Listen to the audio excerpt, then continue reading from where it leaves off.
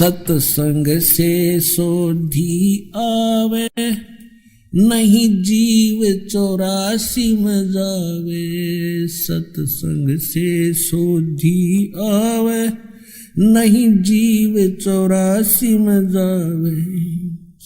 अब मेटो द्वेष और राग, हो राग या उम्र बतेरी जाली। अब मेटो द्वेष और राग, हो राग या उम्र बतेरी जाली। अब दिखाते हैं 600 वर्ष पहले उस कबीर देव ने, कबीर साहब ने, जिसको दानक दुल्हा कहा करते थे, उसने ये लीला की है, वो भगवान है। दिखाते हैं उनकी जीवनी में 600 वर्ष पहले जो लीला की थी वो आदरणीय धर्मदास साहिब जी ने लिपिबद्ध कर रखी है। देखिएगा, ये है पवित्र कबीर सागर, जिसमें परमात्मा की लीला वर्णन है। जब कबीर साहब आए थे, संपूर्ण 11 भाग, खेमरा श्री कृष्णदास प्रकाशन, बम्बई। कबीर सागर संपूर्ण भाग, ये वही। इसके कौन है संशोधक? कबीर पंथी ही इसके संशोधक हैं। कबीर पंथी भारत पथिक स्वामी युगलानंद बिहारी द्वारा परिष्कृत, ये इसके मुद्रक एवं प्रकाशक हैं। खेमरा श्री कृष्णदास अध्यक्ष, श्री वेंकटेश्वर परेश, खेमरा श्री कृष्ण मार्ग, कृष्णदास मार्ग, मुंबई। इसका थोड़ा सा मौखिक सुनाता हूँ, उसके बाद आपके बहुत आसानी से समझ में आ जाएगा। परमात्मा 600 वर्ष पहले इस कलयुग में सन 1398 संवत 1455 ज्येष्ठ सुदी पूर्णमासी को सचखंड से सतलोक से चलकर आए थे। ब्रह्म मुहूर्त में अरे कमल के फूल पर शिशु रूप धारण करके विराजमान हुए थे। उनके प्रत्यक्ष दृष्टा एक अष्टानंद नाम के ऋषि थे, जो उसी सरोवर पर प्रतिदिन स्नान करके आते थे। गर्मियों का मौसम था और वहीं पर बैठकर अपनी साधना को, उस समय अपने गुरु द्वारा प्राप्त साधना को किया करते थे। वो ऐसा करने में व्यस्त थे, ट्राई कर रहे थे। उसी समय ब्रह्म मुहूर्त यानी सूर्योदय होने से लगभग 1.5 घंटा पूर्व आकाश से एक प्रकाश का गोला सा आया। अष्टानंद जी ने देखा कि इतना तेज प्रकाश कैसे आ रहा है, इतनी गति से। उसकी आंखें चुंधियागी, बंद होगी। जैसे हम सूर्य की तरफ देखते हैं, आंखें बंद होती हैं तो सूर्य का प्रकाश रहित आकार दिखाई देता है। ठीक इसी प्रकार जब अष्टानंद जी ने उस प्रकाश के गोले को देखना चाहा, उसकी आंखें बंद होगी, वो सहन नहीं कर सकी चरम दृष्टि। आंखें बंद हुई तो उसने क्या देखा कि एक शिशु रूप दिखाई देता है, उसका ही प्रकाश था। वो बालक सा दिखाई दिया, उसकी आंखों में ऐसा चमका सा लगा, जैसे सूर्य की तरफ देखने के बाद आंखें एक तरफ भी कर लें तो उसका प्रकाश रहित आकार अवश्य सामने उसके रिफ्लेक्शन के रूप में आगे आगे घूमता रहता है। ऐसी दशा उसकी होगी। और कुछ देर के बाद वो प्रकाश एक कोने में सिमट गया, उस तालाब के कोने में। अष्टानंद जी ने सोचा कि अपने गुरुजी से पूछूंगा, ये मेरी कोई भक्ति की उपलब्धि है या मेरा कोई धोखा है। अपने गुरु स्वामी रामानंद जी ब्राह्मण महर्षि थे, वेदों और गीता और पुराणों के मर्मज्ञ माने जाते थे। उनसे जब पूछा कि भगवान, आज मैंने ऐसे ऐसे आकाश से प्रकाश का गोला सा देखा, उसको मेरी आंखें सहन नहीं कर सकी। आंखें बंद हुई तो एक बालक दिखाई दिया, शिशु, और थोड़ी सी देर में वो प्रकाश कमल के फूल यानी एक सरोवर के अंदर सिमटता दिखा। अब जैसा उस ऋषि ने ज्ञान था, स्वामी रामानंद ने अपने शिष्य का समाधान इस प्रकार किया कि बेटा, ऊपर के लोकों से अवतारी शक्तियां आती हैं, अवतार गण आते हैं, तब उनकी ऐसी ही पहचान होती है। तारा सा टूटता है, यहाँ कहीं माँ के गर्भ से जन्म लेंगे।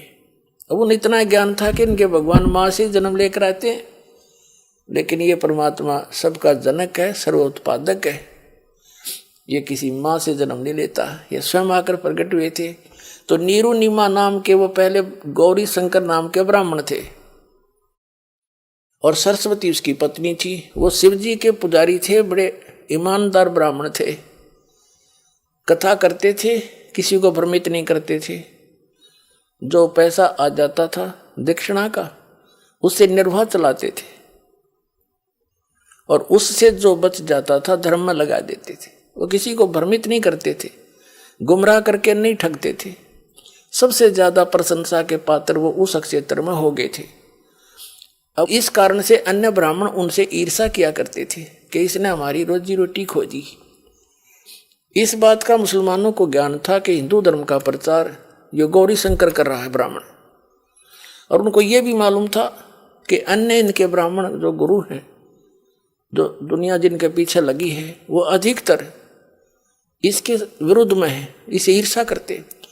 इसका फायदा उठाकर मुसलमानों ने गौरी शंकर सरस्वती को जबरदस्ती मुसलमान बना दिया। उनके ऊपर अपना जूठा पानी छिड़क दिया, सारे घर में छिड़क दिया और कह दिया ये मुसलमान बन गया।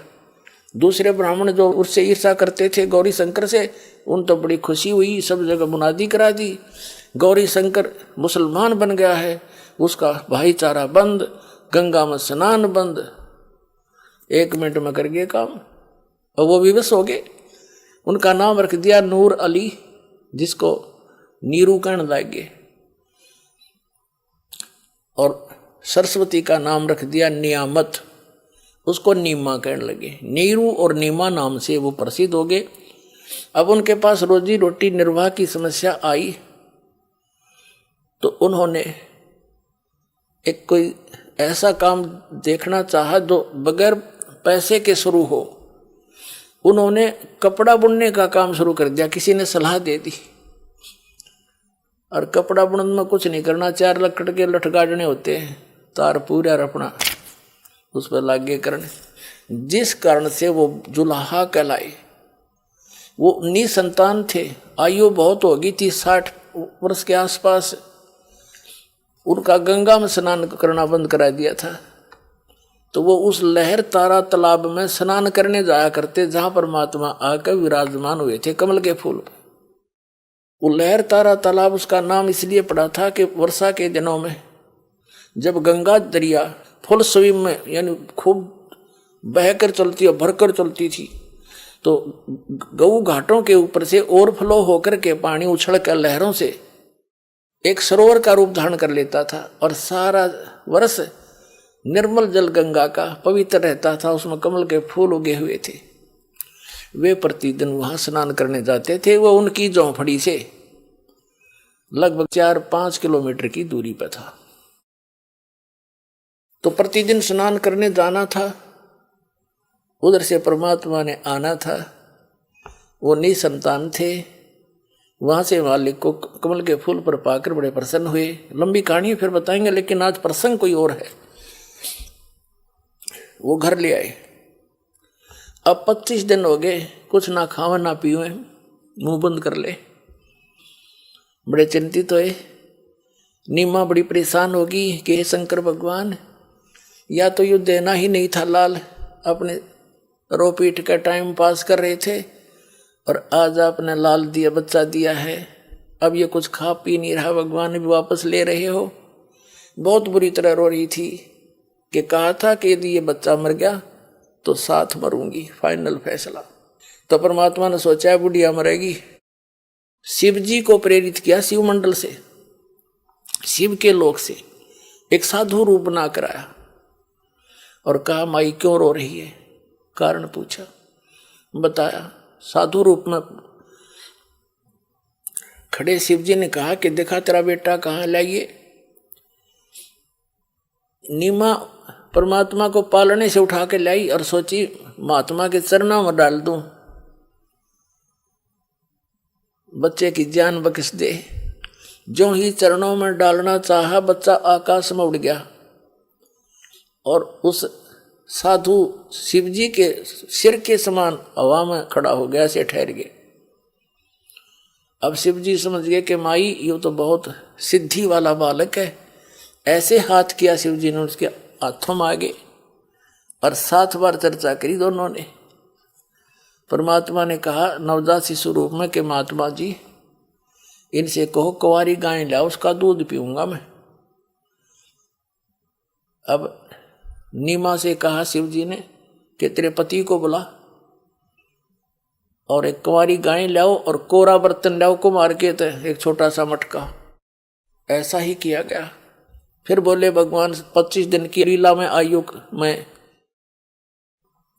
कि महात्मा जी आप इसके ऊपर थपकी लगा दो बछिया के कमर पे, तब यह दूध देगी। शिव जी ने थपकी लगाई, लंबे लंबे सतन हो गए। पात्र वो नीचे रखा हुआ था कोरा, वो चल पड़ा, दूध अपने आप ने खूब जोर से धार बंध गई और पात्र भरते रुक गया। वह गाय फिर डेली दूध देने लगेगी, कुंवारी गाय। अपने आत्मा ये लीला किसने की? जो वेद बताते हैं वो ऐसी लीला करता जब शिशु रूप में प्रकट होता है, उग्र गतियां प्रेरणा करती है उसको। जब हाहाकार मच जाता, 600 वर्ष पहले आए थे परमात्मा, ऐसी शांति कर गए थे, अभी तक चल रही थी वो। अब 50 वर्ष से फिर बिजली गिर गई, हाहाकार मच गई। एक माया दिखाई देती है, कितना जुल्म हो गया, हाहाकार मची है। अब ये धर्म की स्थापना फिर होगी इस दास के माध्यम से और फिर से शांति होगी। तो उस समय परमात्मा जब आए थे 600 वर्ष पहले, ये लीला की थी और लिपिबद्ध की हुई है 600 वर्ष पहले की, आज की नहीं है ये। तो इसे आसानी से समझ में आ जाएगा हु इज गॉड, जिसके बारे में वेद भी बताते हैं और वो लीला कर रखी है। देखिएगा ये कबीर सागर संपूर्ण 11 भाग, खेमरा श्री कृष्ण दास प्रकाशन बंबई।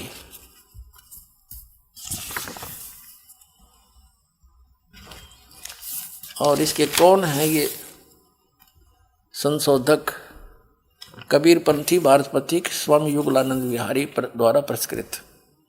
मुद्रक एवं प्रकाशक खेमराज श्री कृष्णदास, अध्यक्ष श्री वेंकटेश्वर प्रेस, खेमराज श्री कृष्णदास मार्ग, मुंबई से। इसमें एक ज्ञान सागर नाम का चैप्टर है। इसके 74 पृष्ठ पर सुन जुल्हा मन भयो आनंदा, जिमी चकोर पायो निशी चंदा, और ले सुत चले हर्ष मन कीन्या, उस लड़के को उठाकर वहां से चल पड़े।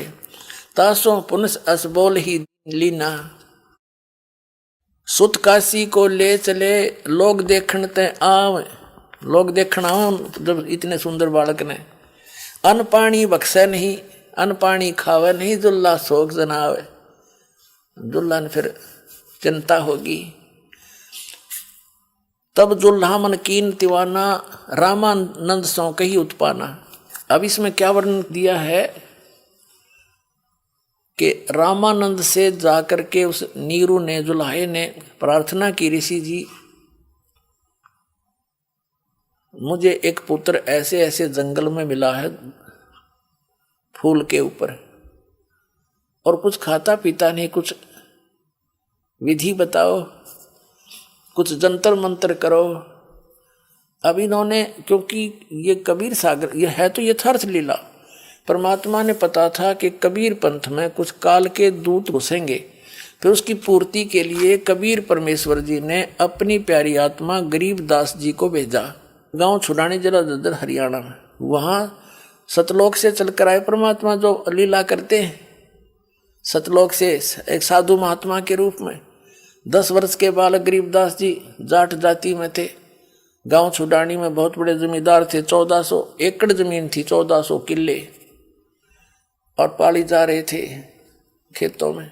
तो वहां भी परमात्मा आए थे, कुंवारी गाय का दूध पिया था। काफी लंबी कहानी है। सचखंड लेकर गए थे, फिर वापस छोड़े थे, उनको दिव्य दृष्टि दी थी।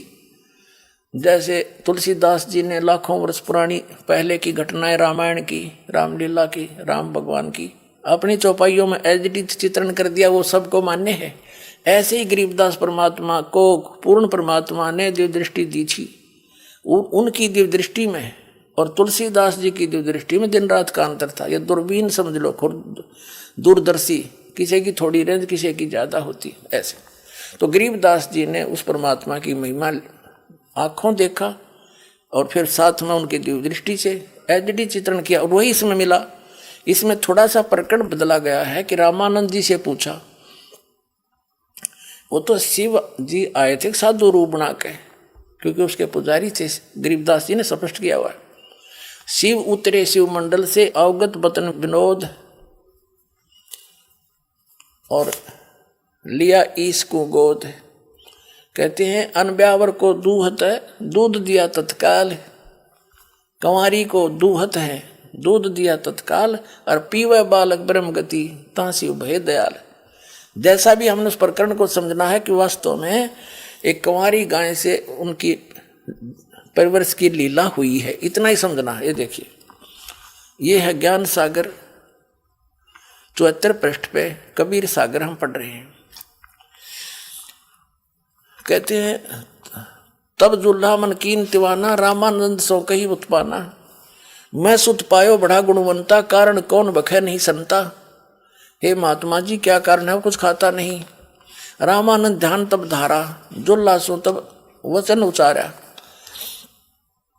रामानंद जी कहते हैं तू पूर्व जन्म में ब्राह्मण था, ब्राह्मण जाति, और हरि सेवा की निभली भांति भगवान की पूजा करता था, और तेरे कोई चूक होगी उस भक्ति में, तो कुछ सेवा हर की चूका, ताते भयो चूल्हा का रूपा, इसलिए तो दुल्हा बन गया। और प्रीति प्रभु गए तुरलिनी, तेरी उस प्रीत को परमात्मा ने स्वीकार कर लिया, और ताते उद्यान में सुत तो दीना, इसलिए तेरे को जंगल में एक पुत्र दिया है।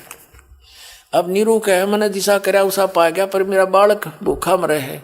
हे प्रभु जस की नो तस पायो, आरत हो तो दर्शन आयो, संकट निवारण के लिए मैं तेरे पास आया हूँ। सो कहिए उपाय गोसाई, बालक अक्षुदावंत कुछ खाई। ऐसा उपाय बताइए गोसाई स्वामी जी कि भूखा बालक कुछ खा ले। रामानंद अस युक्ति उचारा, तुम सुत कोई ज्ञानी अवतारा, तेरा बेटा कोई विद्वान पुरुष है, और बचिया जाही बैल नहीं लागा, सो लेठाड करते ही आगा। जिस बचिया को बैल ने टच नहीं कराया हो, यानी कंवारी, और उसको ला करके वहां खड़ा कर दे। दूध चले ते थनत, दूध दरो छिपाए, अक्षुदावंत जब हो ताको देखवाए। वो दूध निकलेगा उस कंवारी गाय के थनों से, उस दूध को छुपा कर रख दियो, और फिर वो भूखा हो जब पिला दियो। जुल्हा एक बछिया ले आवा, कंवारी बछिया, और चलो दूध कोई मरम न पावा, चलो दूध जुल्हा हरसाना, राख छिपाए कहो नहीं जाना। दूध, अब देखो, दूध तब पीवत नाम कबीरा, खेलत संत संग मत धीरा। अब यहाँ इन्होंने, क्योंकि सच्चाई छुपा नहीं करती, इन्होंने विचलित होकर कह दिया, जैसे किसी ने टोक दिया होगा वो दूध कौन आया था, ऐसा जो नीरू ने बताएगा, तुमने देखा, तो विचलित हो गए कबीरपंथी, उन्होंने रामानंद का नाम ले दिया।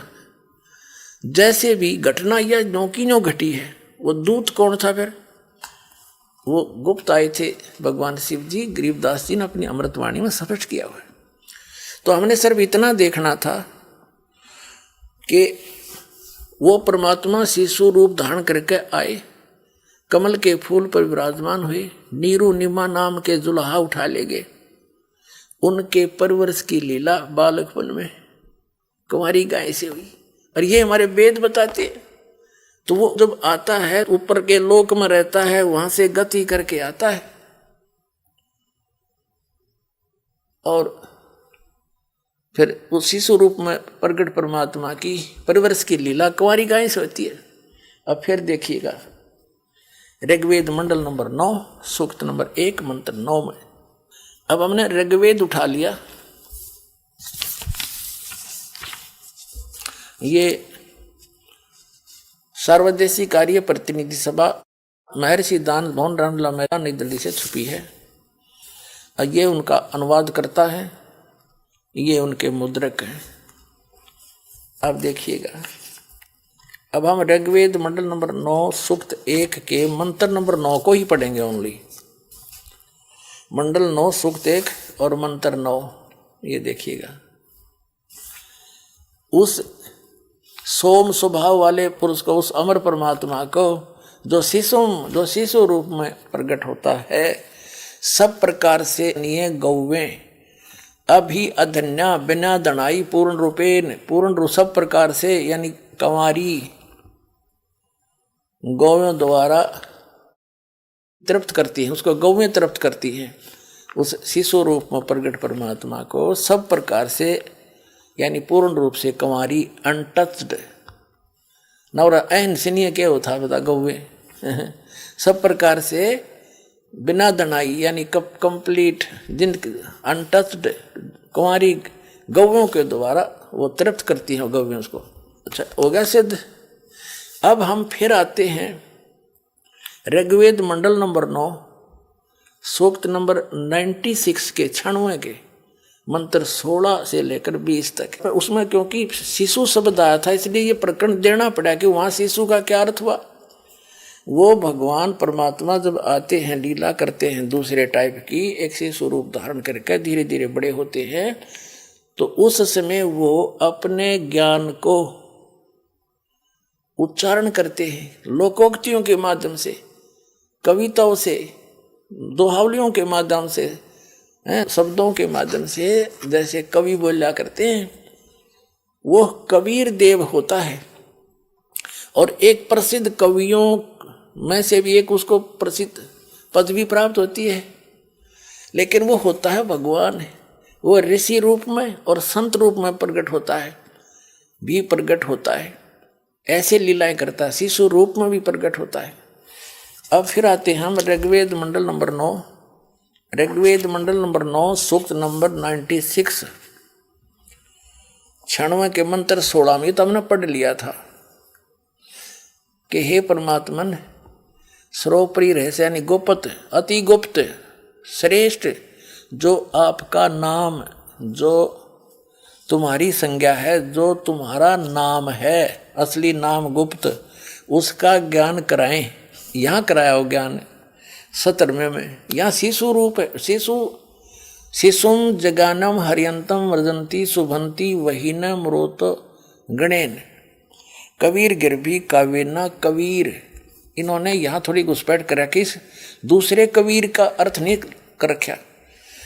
संत सोम पवित्र अत्यति रेभन, इन्होंने क्या अर्थ किया है कि शिशुम शिष्यति सूक्ष्म करोति प्रलय काले जगत जगदिति शिशु पर परमात्मा, उस परमात्मा को यहाँ कहना था जो शिशु रूप में प्रकट होता है। वो परमात्मा को जो सदा प्रकट है, जगानम माने प्रकट होता है, शिशु रूप धारण कर, शिशुम जगानम शिशु रूप धारण बालक रूप धारण करके प्रकट होता है। यहाँ आता है जो अत्यंत कमनीय है, उसको उपासक लोग बुद्धि विषय करते हैं, स्तुतियों द्वारा उसका गुणगान करते हैं।